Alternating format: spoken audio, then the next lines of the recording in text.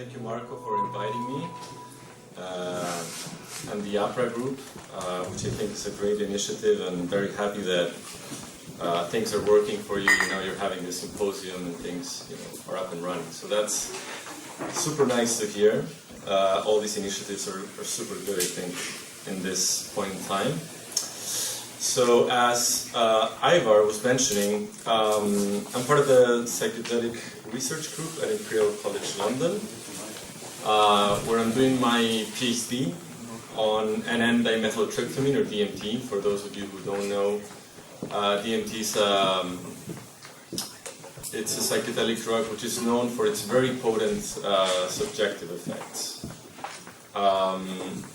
So I've been doing this PhD for the past 3 years, and we've been doing some neuroimaging work on it, but also going very deeply into what is the phenomenology about, what is the subjective experience of this DMT state about. Right? I am also part of the ALIUS, which is an interdisciplinary this doesn't work, research group for the diversity of consciousness, which Martin Fortier founded. Martin Fortier will speak later on today. So, yeah, let's begin. So when we're attempting to chart or generate a map of... All right, okay. Can you hear me again? Okay. Can you hear me okay if I speak like this? That way I don't have to do this. Okay. So when we're attempting to understand what the psychedelic state is, we're confronted in a very difficult territory. We're trying to chart, we're trying to map uncharted territory. We're trying to go into states of consciousness that we don't fully understand. And the challenges that are related to this charting of the territory comes primarily from two sources. The first deals with phenomenology, or subjective experience. Subjective experience, even outside of the realm of psychedelic research, is something that, even though we have a naive understanding of it, it is quite difficult to fully grasp in a disciplined scientific fashion. And this is mainly because many of our actions, even the most detailed, highly granular aspects of our experience, happen beyond the threshold of normal awareness or normal consciousness. When you add now the well-documented aspect that the psychedelic states are known for their ineffability, they're known for somehow happening in a register that it's beyond our, many times at least, our ability to register or symbolize into our system of language what it's happening. This challenge of studying subjective experience becomes double in a way, or increases in a significant manner. The second big challenge has to do with neuronal activity or brain activity, and this deals with the fact that neuroscience is a relatively new scientific field of study, and when we think about the third and probably the biggest challenge is how do we combine, how do we make sense of how subjective experience relates to brain activity, is one of also the biggest challenges today in the field of psychology and neuroscience. How do we make sense of brain data? What does it mean that a brain region is activated, that a circuit is activated? So building that bridge to attempt to narrow the gap between subjective experience and biological information is not easy. So this is basically the stuff that I'm going to refer to about in the talk. I'm going to talk about the DMT experience in terms of subjective effects, in terms of physiological activity or neuronal activity more specifically, and the actual neurophenomenology. So how do we breach those? And I'm also going to end with pointing out how I think by our results that DMT can actually be used as a tool to help us narrow the bridge. All right, so starting a bit at the beginning, what is DMT, or N,N-dimethyltryptamine? It's a serotonergic psychedelic drug. If we look at the molecules, I don't have any possibility of using a concept here. Anyway, it doesn't matter. When we look at the molecules on your upper right part of the screen, you can see that the molecule of DMT and serotonin are highly similar. Just two groups that differentiate them, mostly differentiates them. Oh, that's perfect. Thank you so much. So they share high similarity, and this one of the main differences is just these two methyl groups here at the top end of the molecule, which means that well, basically this high similarity points to the fact that it probably has a strong effect in consciousness. Serotonin is a neurotransmitter that is involved in many aspects of conscious experience. We also know evidence points to the fact that there is endogenous generation of DMT in the human body. We don't know why that is. There might be not any significant reason, but evidence certainly points towards that. There's a wealth of literature on that if you're interested in investigating. I mean, not a wealth, but there is some literature on it. And it's also a component of ayahuasca.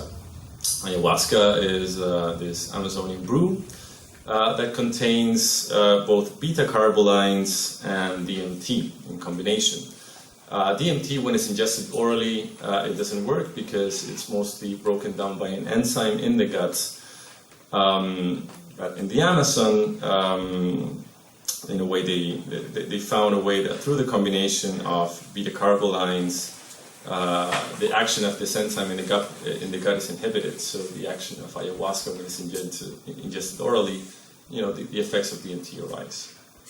And this is a nice depiction of effects of ayahuasca by the beautiful work by Paolo Amaringo. Paolo Amaringo is a Peruvian shaman that turned into a painter later in his life. So ayahuasca is also relevant because apparently there's a clinical significance to its potential use for depression. At least preliminary findings are showing so far. Going back to DMT though. The first person to discover DMT was Stephen Sara in the 1950s. He synthesized the DMT himself after he was neglected the possibility to use LSD. But he had a strong intuition about it after reading some literature on the effects of caoba, which is a snuff that was used in Colombia. He looked at the literature, he was interested, he synthesized it himself, and he tried it on himself until he described some of the effects. So some of the first things that he describes, even in the 1950s, are some of these very extravagant reports of the drug. So for example, participants mentioning things like, the room is full of spirits, or I have arrived, in front of me are two quiet sunlit gods. They gaze at me and nod in a friendly manner. I think they are welcoming me into this new world. This is Egypt. What wonder. These are the sons of the sun, and I am finally home. I saw strange creatures, dwarfs or something. They were black and moved about. So these fascinating reports that we found on some of these subjects. This happened in the 1950s, and DMT was researched in the following decades to a certain extent in both human and animal experiments. However, from the 70s to the 90s, little research was done until Rick Strassman, who reignited human psychedelic research in the US, used it for the first time after many years. And he gave it intravenously, in a way trying to emulate the effects of smoked DMT. So when DMT is smoked, its effects are very, very short. They last usually under 10 minutes, and a very potent phenomenal experience arises. So going back to this idea, how can we understand the subjective experience in neurophysiology, and how can we use DMT as a tool of exploration of consciousness research, or if you will, the narrowing the gap between subjective and neurological activity. And the basic idea in general is that we're going to be looking at it, I'm going to show you the way that we've been looking at it from both a static perspective and a dynamic perspective. How are we incorporating time in the way that we look at experience and that we look at brain activity? And how the use in time itself can help us understand how this bridge may be developed, right? So this is a very, so online you can find some simulations, virtual simulations people do of the DMT experience. So this is just to show you a bit what some of his most notorious visual effects appear.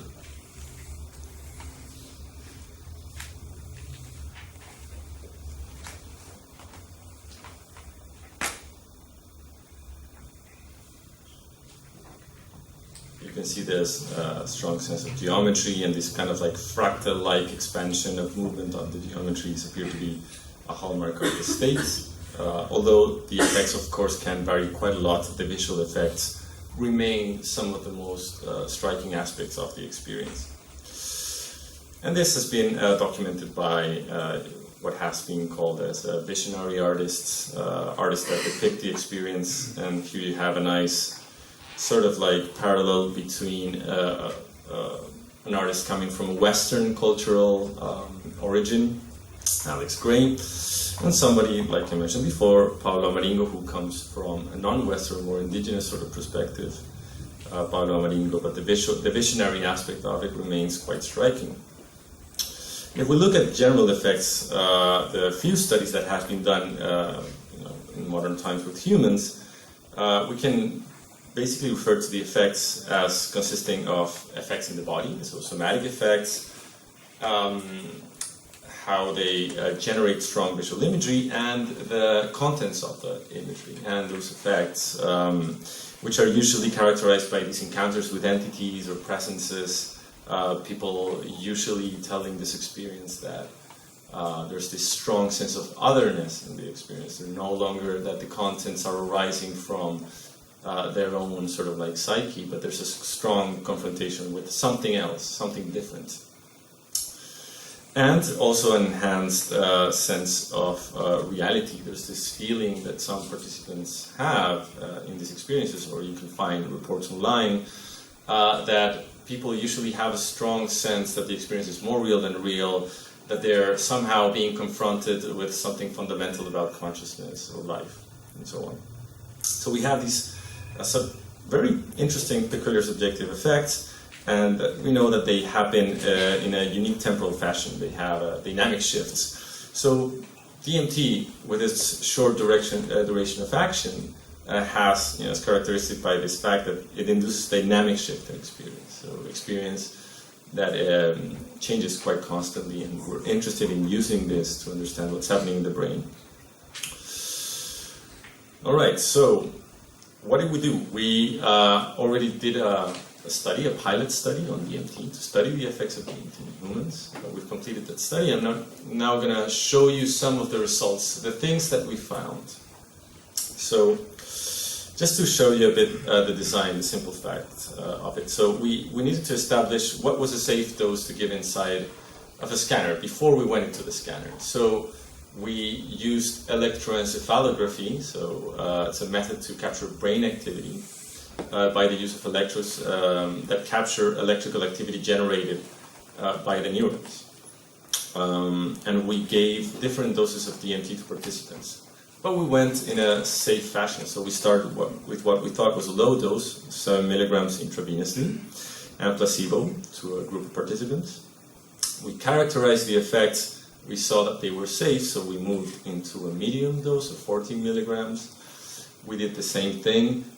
We concluded, all right, it's safe, but we're not quite getting at the experiences that we're really after.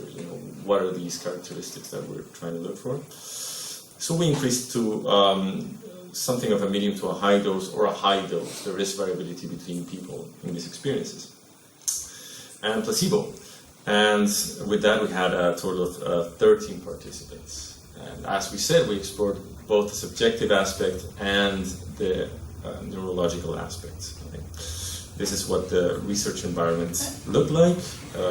So it's a clinical sort of setting, but as the literature shows, we know quite well how the contextual factors are crucial for safety in the experience. And when I speak about contextual factors, the usual that are named are this idea of set and setting. So set being the mindset, what the person brings to the experience, how the person is feeling in that day, the mood, the anxiety, also personality traits, so structural factors, the history of the person. That's the set. The setting is the actual physical characteristics in which the experience is taking place. In this case, it was a medical environment, but we worked a lot on covering all the medical equipment as much as possible. We had mood lights to generate a nice atmosphere, fake candles here and there, fake plants, which I don't think you can see. But overall, quite a relaxing, chill space. And we also try to avoid any sort of like induction of any sort of experience as much as possible. We try to neutralize this as much. So we, for example, had this very nice, soothing sort of, how do you call this? It's not art, I mean, it could be considered artwork, but it's like fabric on the wall. And we had a massive discussion about, you know, what is it going to be about? Is it going to have shapes? Is it going to have like circles, fractals, or whatever? So we just went to the fuzzier, sort of like simplest thing that you can imagine. All right. So now the results. What did we find? And we can look at the results, like I mentioned before, from two perspectives. One is a static perspective, so we can look. You know, we can think of it this way. You have a very nice experience, a walk in the park the day after it snowed, and you can think of your experience as just a memory, just one single memory, like the kind of memory you have after 2 years and you just think of one image, right? It's static in time. It provides an overview. However, the dynamic perspective allows you to capture the rhythmicity, you know, how it changes over time, how it, you know, what are the transitions in that experience? What is the temporal aspect that we're so interested about? So we're going to start with a static perspective, which is the usual way of looking at it. You kind of like make an average of what's happening over time. In terms of subjective effects, we found that imagery was the most significant aspect that was increased. So here you have the full scale presented. You see elementary and complex imagery being quite enhanced, but also effects in the body. So a strong sense of disembodiment. At a certain point, participants no longer sensed that they were, you know, present in the room in a typical embodied fashion, or they forgot about their body, or their body became completely irrelevant at some point. And we also found strong increases in what's called the spiritual aspects of the experience. So in these scales you can find, so this is the altered states of consciousness scale, which possibly Timo will mention quite a lot in his presentation, but it's a usual scale that we use, and it was developed not only for just psychedelic states, but also different altered states of consciousness. So we find this experience of unity enhanced, the spiritual experience, or the blissful states, quite strongly enhanced. However, when we look at specific phenomenological features, we found that there's a strong enhancement of this item. I experienced a different reality or dimension. This was just the one that was most strongly rated by everyone. Geometrical patterns, unusual bodily sensations, feeling displaced from one's own body, experiencing presences, entities, and so on. So this characteristic aspect that keeps popping up in different reports and in different experiments we also captured it in our experiment, which was also quite interesting. So in terms of typical effects that we found in participants from the interviews, in terms of bodily effects, a strong rush or vibration at the onset was commonly mentioned, a sense of distorted bodily perception and distortion of bodily boundaries into the environment. This sense that no longer there was a separation between the person and the environment in an embodied somatic sense, even in a location sort of sense, but there was more this continuity unfolding or this expansion of bodily boundaries, which is kind of nicely illustrated in this Alex Gray's painting here. These are examples of simple visual imagery. So participants were asked to draw the most significant visual aspect of their experience. Here you can see some examples of that. So golden geometric patterns, swirling geometric colors, geometrical patterns that were moving way too fast to observe anything. So there's even this kinetic sort of element that was being enhanced at the doses were enhanced as well. And these were different participants. It's important to really note that every single participant mentioned something about geometries being generated during the experience. Then you have examples of transitions from simple to complex imagery, how you go from simple geometrical patterns and there's a subsequent unfolding into more complex, sort of like symbolic, like iconographic type of imagery. So at first this more sort of like geometrical lattice, and then popping up of actual objects which have sort of higher semantic value in them. In this case, I think it was like the perception of a living eye that was, quite magnetic, and the participant felt that he was moving towards it in an unstoppable sort of fashion. These are examples of complex imagery. Sense of being transported was also quite noticeable. So having this sense of jumping into another dimension that felt very geometric, almost like a launch pad. So this progression from simple to complex imagery, and then no longer, also beyond that, this idea that you're immersed in that other sort of realm. Sense of receiving information was also commonly noticed. So everything that you could ever possibly see is right in front of you. I understood time. I was being shown the interconnectedness. And finally, this idea of sense of presence, encountering entities. So this is an example, a notorious example from a participant. So there were beings there that wouldn't allow me to trespass, putting a lot of pressure for me to stay on this side. And there were shadows of presences taking care of me as if I had had an accident, moving at great speed around me and chanting, waving their hands. They were putting their hands on me as if they were healing me. So proper experiences of this sense of encountering something different, something else that's not coming from inside, that at times could have been a bit frightening for participants.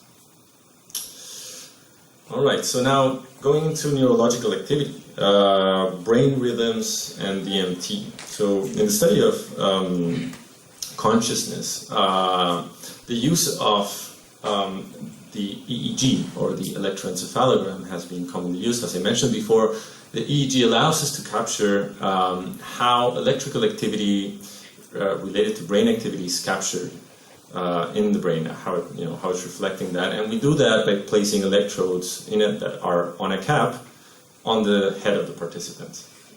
Now this gives rise to different frequencies, to these different rhythms of the brain, as the literature shows, which is quite extensive, and as also Solène mentioned, this interplay between excitation and inhibition gives rise to these different oscillatory patterns, as well as things that we're finding out more in recent years, like signatures of criticality, power laws that are also somehow related or dissociated from brain oscillatory activity. But now we're going to focus on brain rhythms specifically.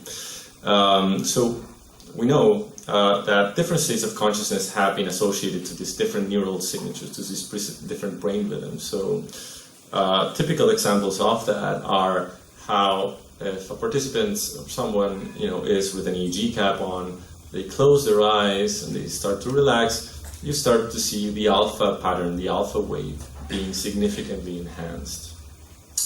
So, for example, Georgi Bushaki, who's a researcher that has studied the brain rhythms quite a lot, he interprets, this alpha sort of state as a state in which there's an active disengagement from the environment. There's a disconnect happening. There's more of an endogenous process. You're no longer engaging with the outside world, but you're looking somehow inwards in a way. And then you have different sort of rhythms for different things as well. For example, the beta pattern has been associated to action observation, motor preparation, motor engagement, and so on. And the lower frequency is more associated to different dream states or dream patterns. So in terms of these brain rhythms, what do we see in the DMT state when we look at this averaged sort of like static image? We see that all these brain, most of these brain rhythms go down. So specifically the delta, theta, which are the low rhythms, as well as the alpha and the beta. But focusing specifically on the alpha rhythm, and when it's increased, signaling this active disengagement from the environment, we see in the DMT state a massive reduction of that. We see, and it's happening all over the brain. And this can be interpreted in a way as there is some sort of like bodily and sensory disinhibition. There is, in the sensorial registers, there's a complete disinhibition. There appears to be a complete engagement with the external environment. This is just looking at the neural data without any subjective data making that inference. So in a way, it's speculative making that connection. But it's, a feasible, reasonable explanation. And it's also a very non-specific one. It's just, you're just engaging with the environment. So it can mean many things, right? So we'll go back with this when we're looking at the dynamic sense of looking at brain activity. All right. So when we think about, somebody mentioned integrated information theory in the previous presentation, so alluding a bit to the work of Giulio Tononi and colleagues. We have, by using the EEG, we have the opportunity as well, because of the nice temporal resolution that it has. It allows us to capture at the millisecond level what's happening in the brain. And this is a privileged way to understanding, to understanding the brains in terms of the idea of complexity, or in terms of the idea of information, how much information is being processed. So the popular integrated information theory postulates, in a way, that in order for us to have conscious experience, we need a sufficient amount of integration of information and information of brain activity. So if information is scattered in the brain, it's not localized in a proper sort of way, this is associated to lower levels of consciousness or to a disruption of actual conscious states, like what happens under anesthesia, right? The interesting thing is that there are now methods that attempt to probe into this. So by zapping the brain with a magnetic pulse and testing the spread of the activity with the EEG, measures have been developed to understand the extent of these complexity measures and to quantify different conscious states. And the interesting thing is that the measure actually works to actually predict how much, the level of responsiveness. If we think of consciousness as a binary sort of scale that goes from unconsciousness to consciousness, and granted that is very simplistic, but if you look at it in this scale, this actually kind of works, which is quite interesting. So we were not zapping in the brain while people were under DMT, unfortunately, but we were, however, using measures that have been derived and generated by colleagues, and this was an analysis that was done with the help of Michael Sharpner, who at the time, who now is at the University of Geneva. And basically, by using the LEMPL-SIV algorithm, which is a compression algorithm, we're able to also detect the amount of brain repertoires, the amount of information that's in the brain. And I guess a simplified way that this could be explained is that by using this algorithm, we separate the amount of information in the brain into a binary dimension, so as a digital sort of thing, like zeros and ones. Right? You then make a dictionary of the different possibilities of the zeros and ones, and the extent of the dictionary is an index of this level, this measure of complexity. So the redder the brain, the more red it is, the richer it is in terms of information in a broad sense when we think about this measure. So by looking at brain activity like this, and by the way, if somebody hasn't noticed yet, this is the nose and these are the ears, and it's not necessarily intuitive. Sometimes people don't get it right away. So what we find is an increase in this measure of complexity under DMT when we look at it in this time average sort of fashion, right? So very much in coherence with Salen's talk, we make the inference that this corresponds possibly to an enhanced repertoire of different brain states when we look at the electrical activity directly generated by neurons. And this is quite consistent with what we found with other psychedelic drugs like psilocybin, LSD, and also ketamine, very curiously, which is an anesthetic that has psychedelic-like effects. And contrary to what we see in states of reduced consciousness, like, for example, in the non-REM sleep, largely associated to either lack of dreams or dreams that are not colorful in a way or not, quite vivid. Or in state of anesthesia, when there is loss of consciousness. So in a way, it ties into this narrative that, in a simplified way, that psychedelics are sort of like indexing a higher level of consciousness. If we think about it in this sort of like a one-dimensional measure of consciousness, from loss of consciousness to high levels of consciousness. So that's the static perspective. Let's now focus on the dynamic perspective. How can we understand the DMT state in terms of phenomenology and brain activity now in time? What is happening at each different moment?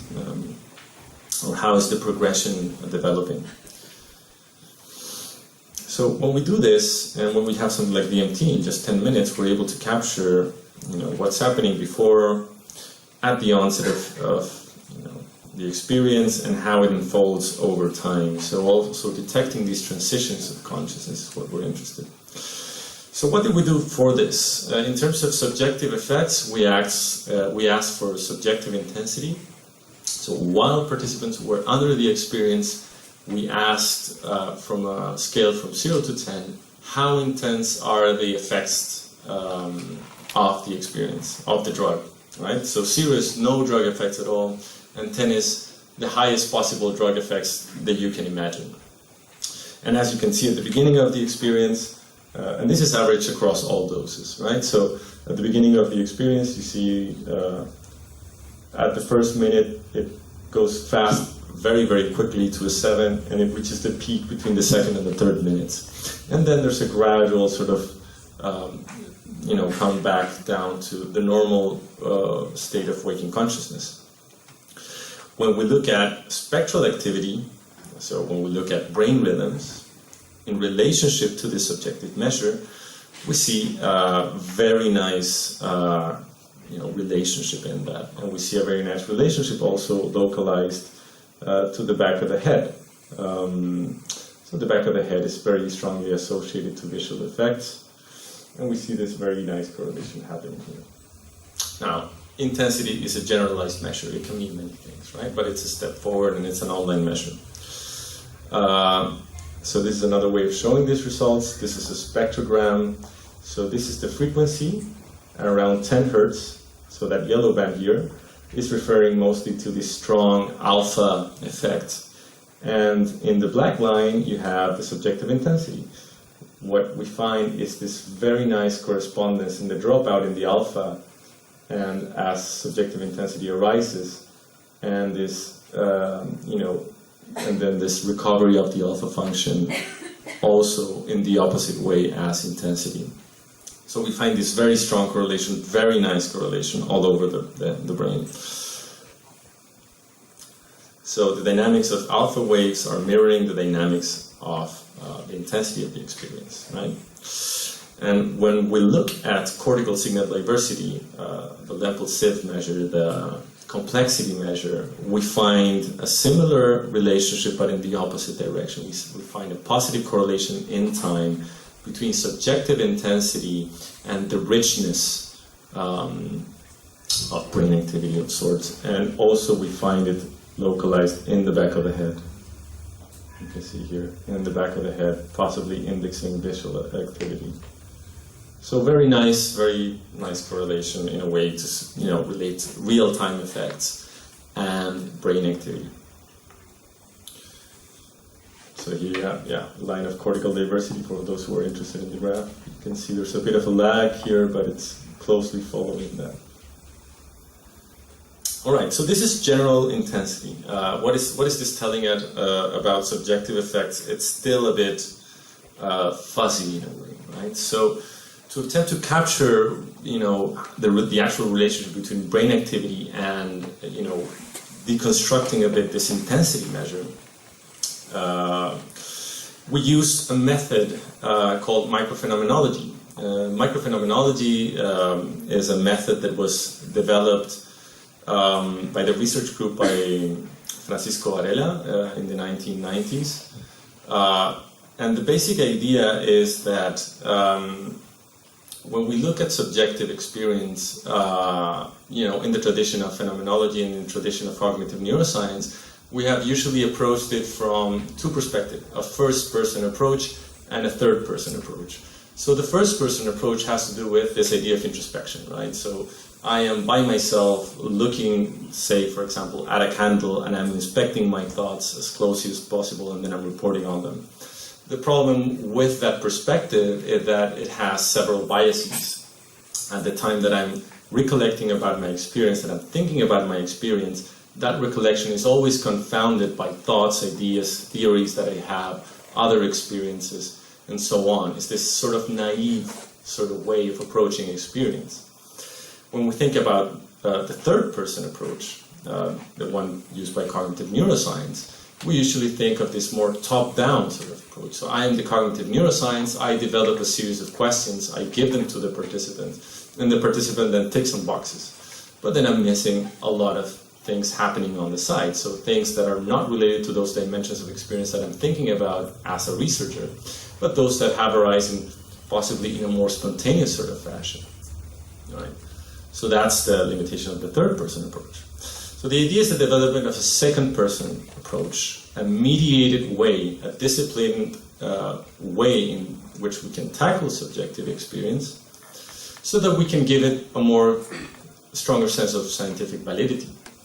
So the idea, of one of these methods was in the idea of microphenomenology, is that through a specific interview method called the Elicitation Interview, we went back to the experience with the participants, and using those intensity ratings that were given at each different time point, we were able to go down into the specifics of what was happening at every moment.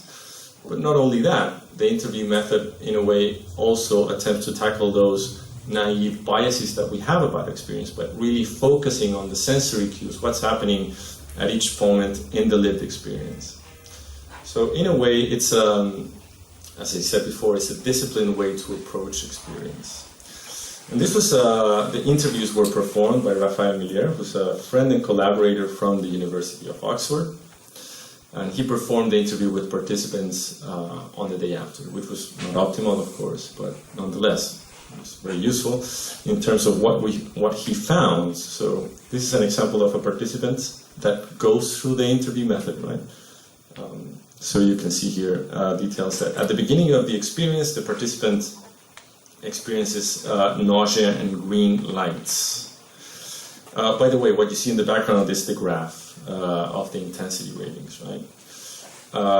And the green, so the arrows point towards how these experiences were unfolding over time. So at the beginning, this sense of nausea and green lights, then difficulty breathing, intense pressure, and walls of lights ensue.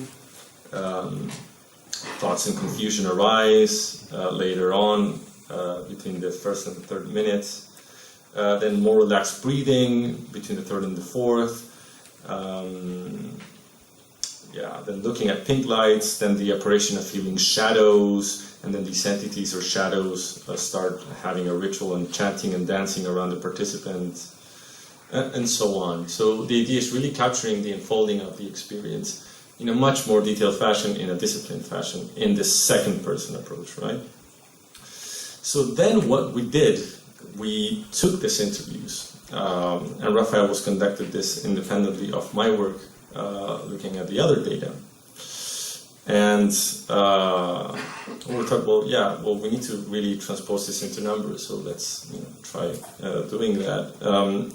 So said, Raphael, why don't you just rate the intensity of the dimensions you captured in a scale from 0 to 3. So 0 being no effects and 3 being the highest intensity. So he found spontaneously these 3 common dimensions of experience across participants, which related to a visual experience, a bodily experience, and an emotional cognitive experience.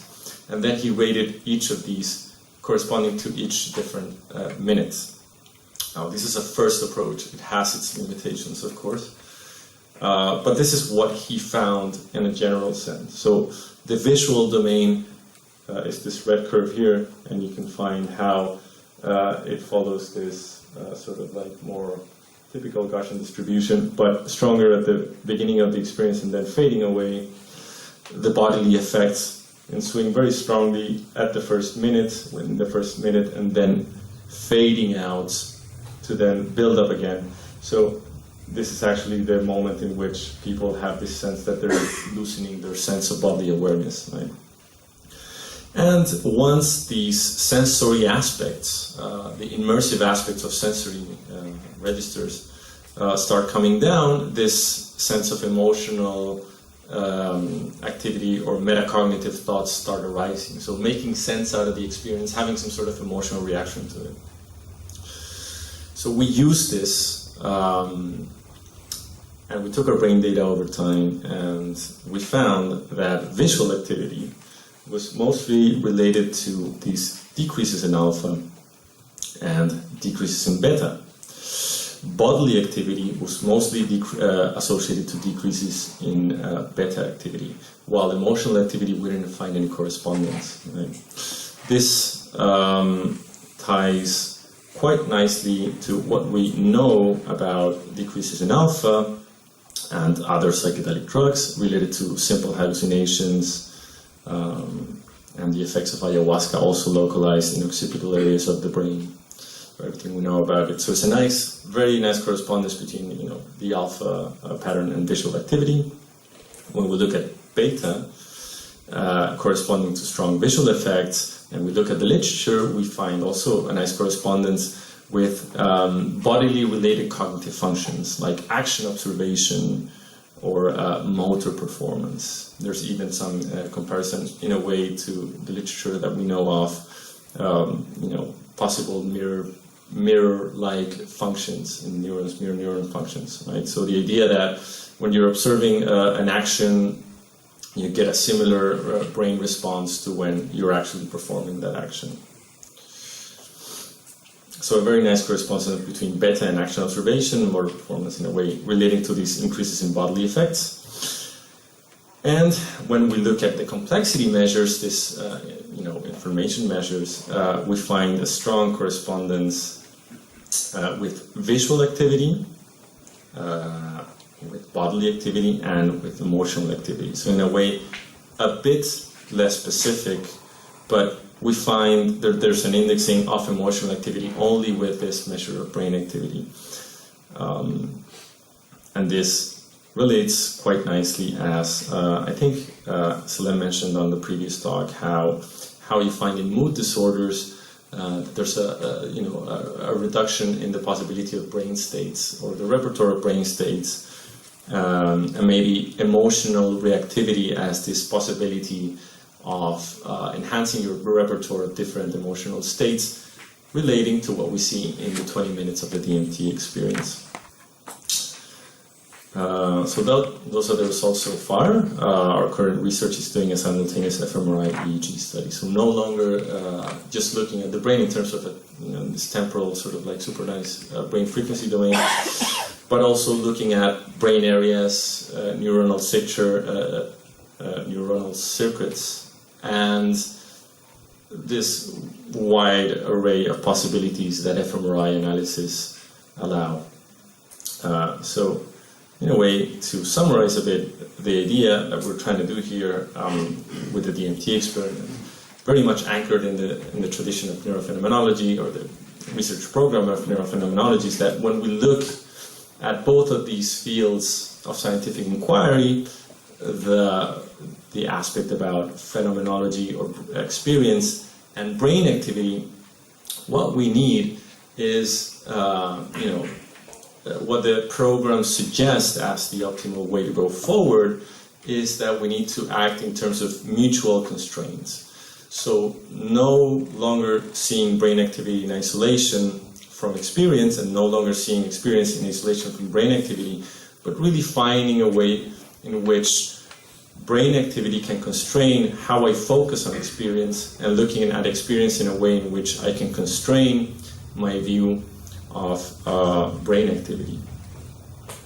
And this hopefully will also allow us to understand better what are the actual neuronal mechanisms behind some of the incredible suggestions that have been made regarding these experiential facts about clinical applications of psychedelic drugs. And with that, I'd like to thank everyone involved in the study, planification, design, carrying out of of all the research, as well as support and funding, specifically the Chilean government, who funds my PhD, Amanda Fielding, the Beckley Foundation, Robin Carhart-Harris, David Nag-Routledge, and all my colleagues at Imperial and collaborators. So thank you very much for your attention.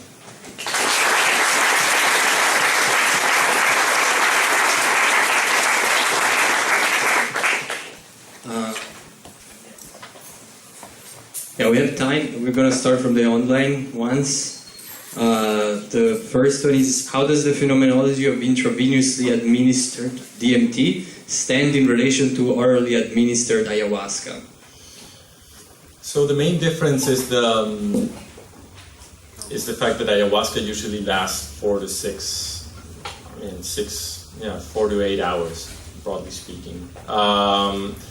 And the fact that there are other drugs in ayahuasca. So there are good reasons, and there are claims to think that it's not just disinhibited DMT in the body, ayahuasca, but the components of the vine, the actual vine, ayahuasca actually refers to just the vine, have an important play in the subjective effects. That hasn't been extensively studied yet, but it's definitely an open question. Now, the visionary aspects are definitely in ayahuasca, so there are strong similarities.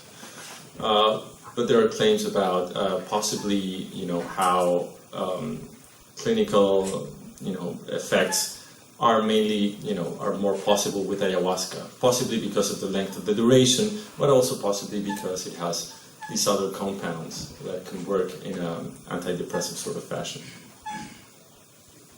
And the next question asks, what do you make of the lack of increased change in the subjective factor meaning?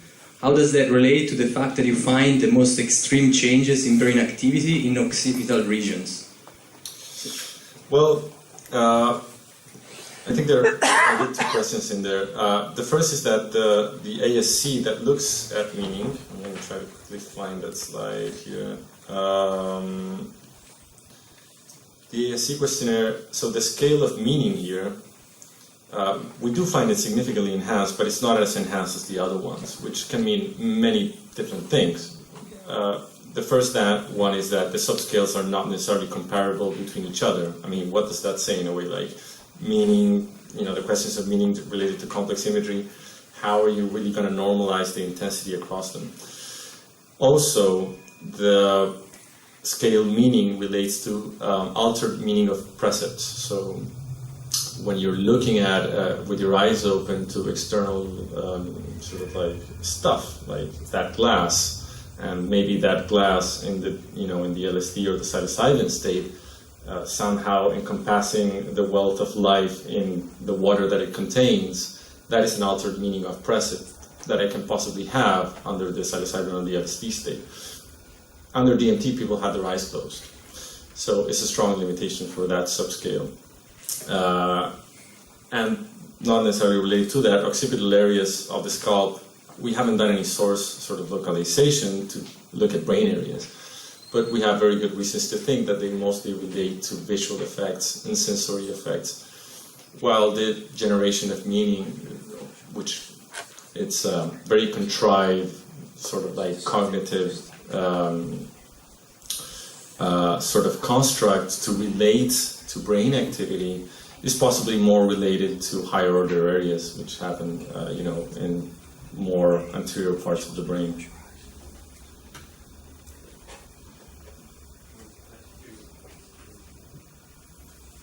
Yes, thanks for the great talk. I'm curious about two things. One, have you guys considered doing these types of studies with shamans from the Amazon or Siberia? And because I haven't heard of any real studies done with shamans. And second, why aren't there any plants in the clinical setting? In the photo, it didn't seem to have any plants, any life other than humans. Yeah. So regarding the question of studies with shamans, I'm personally, not engaged in that, but there are plans to do that. For example, Martin Fortier, who will speak later on in this afternoon, he's doing some studies with shamans. Not direct brain activity as far as I know, although I can stand corrected on that. And there are some plans from other research groups.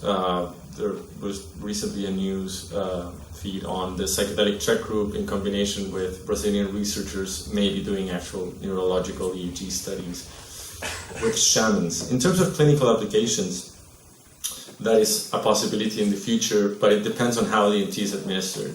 I personally believe that the short-acting, 10 minutes blast of DMT is very difficult to use unless you have a highly structured, manualized setting in which you're going to administer it. Possibly continuous infusion could allow for a better possibility on that, so keeping people in that DMT state for a longer time and not blasting them off into the most intense part of it, but just sort of gradually generating this sort of like onset and offset. Can you go back to the slide where you correlate decrease in alpha and subjective experience? Because I have a question about this slide. Basically, my question, yes. So, is there an increase in theta? Is it significant? That's a good question. So it appears that it is, right? So, I'm asking this because there are these old studies by Etil Turan with anticholinergics, and what they found is that there was an increase in theta and delta. And so one interpretation could be that this increase in theta is when people lose lucidity. So they are not. I mean, I don't know about the subjective effect, but if people report sometime that they don't know that they are hallucinating, so they take it at face value. This would be very similar to what happens, in non-lucid dreaming and anticholinergic intoxication, and so the theta increase could explain that. But so, is it significant? Is it a real thing? So, when you look at single, so thanks for the question. It's fantastic because it's exactly what I'm looking at the moment. And when you look at single subjects in the high dose, some of them have this increase in theta, like incredibly strong. And that's possibly driving this group average that you can see here. However, when we look at the group in terms of analysis, we see that effects are fading away, and that is possibly because of your intuition, and it's kind of my feeling as well, that there is a moment in the experience when the immersion is so deep and people actually report it, that they forget that they're in an experimental setting. In a way that's very similar to the idea of loosening this reality criteria under anticholinergics, and possibly this increase in theta indexing that. Now, some of the analysis that I've done, like very, very recently, is that I'm teasing apart the fractal component of the signal, so the power law sort of component of the signal, from the oscillatory part of it. Because when you look at the power spectrum in the EEG, so all this activity here, this is basically, there's good reasons to think that this is the combination of two different components. One is this 1 over F component, what you call like the fractal part of the signal, and the oscillatory part of the signal. When you tease this apart, so I've done this analysis, and what I'm seeing is that when you tease them apart, you see, as a matter of fact, increases in this lower frequency range. So there are very good reasons to think that is the case, and it's my expectation, my cautious expectation now that we're giving all people high doses inside of the scanner. So it's definitely interesting.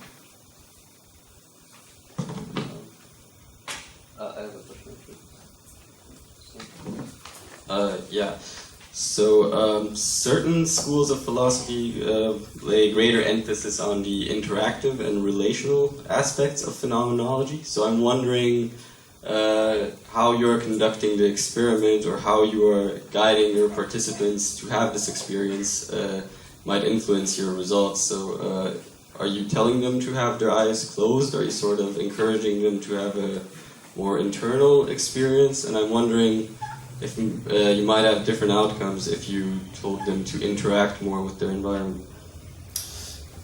Interact more with their environment during the experience or during the recollection of the experience? Yeah, so if you manipulate the setting, I see that you have a controlled setting, which is, I guess, standard for what you are doing, but I can imagine it being different if you're doing it in a forest or some other setting. Yeah, possibly. Very, very possible. But that may tell you more about the setting, the effects of the drug in different settings that may be necessarily the compound of the technique. Possibly, right? So if you take DMT in the forest, it's different than you can take it in, like, in a research lab. Yeah. Possibly. Yeah, but do you think I mean, okay, just between opening your eyes or not opening your eyes, I would also expect some difference, right? Yeah, that is certainly possible. So there's something about the interview method that it's in a way you're accessing intimate aspects about people's experiences. So, and this is like, if this was a first run, what Raphael did. So there was an encouragement to close their eyes, and there was an encouragement, for example, to people to use the present tense while they're recollecting the experience, to enhance this sort of sense of embodied sort of recollection, right? So you're in it again, you're reliving it, you're like putting play on the film that was there or something like that. But there is variability, of course, in that. My experience conducting the interviews now with the same method after fMRI scanning is that it works quite well, and it works. It doesn't seem to induce something. There's a careful aspect about not pushing people towards certain things, and we also keep the experience in a level of detail in which we're just trying to map the progression of these different dimensions of experience without necessarily going into, super specific moments. Although some of those very specific moments we do capture, generally we try to keep it as unbiased as possible. But of course there are several limitations of the method.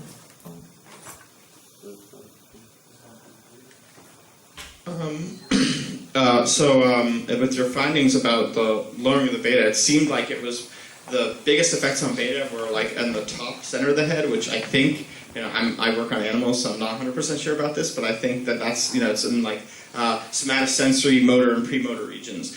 And was there any like differences between different parts of the somatomotor map in the changes in beta?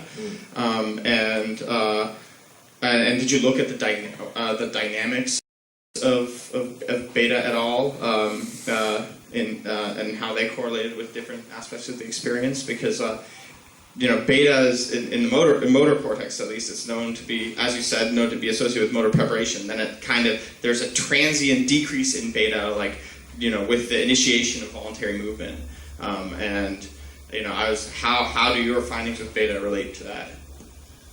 Well, it's good. I'm just getting in the beta literature a bit more now because it just popped up in the results. It's a very good question. I would love to know if you could look into the somatic map, but I really wonder if you can do even that with fMRI. With EEG is very difficult as it is, mostly because the spatial information is just very bad. I haven't wanted to look at the sources because without a structural scan of the brain, it's a bit contrived to do so. Maybe I should do it anyway. I don't know. I'll try to look into it, but I certainly won't find sort of like correspondence like the feet area or the hand area, and that would be super nice, right? But no. This is the dynamic beta curve, right? It's the blue one. So we found a sudden complete decrease, and then this sort of like build up again. On the specific literature, I'm not fully aware to respond to that question. That you get a transient increase. So it's a transient increase at what moment? Transient decrease, like when voluntary movements are initiated. Oh right, yeah. Well, I think it relates to that very much. I mean, there's a strong link to be made, possibly on somatic effects and motor effects, and you can, you have good reasons to think that. I think. Were the people like twitching at all or moving in any way during the experience, or were they like really just like completely still? Completely still. Some people do move, but the people that moved I exclude from the analysis. That moved a lot. Just too many artifacts in the EEG? Yeah, exactly. Yeah. So, but it's interesting. Some people under I would say most people under DMT like completely flat. It's just a complete, and it kind of corresponds to this idea of bodily dissociation at some point. People don't longer become aware of their bodies. Okay, kind of out of time, but maybe you can ask more questions later, because we're going to have a panel at the end, but for now we have to end with this. Okay, so let's thank Chris.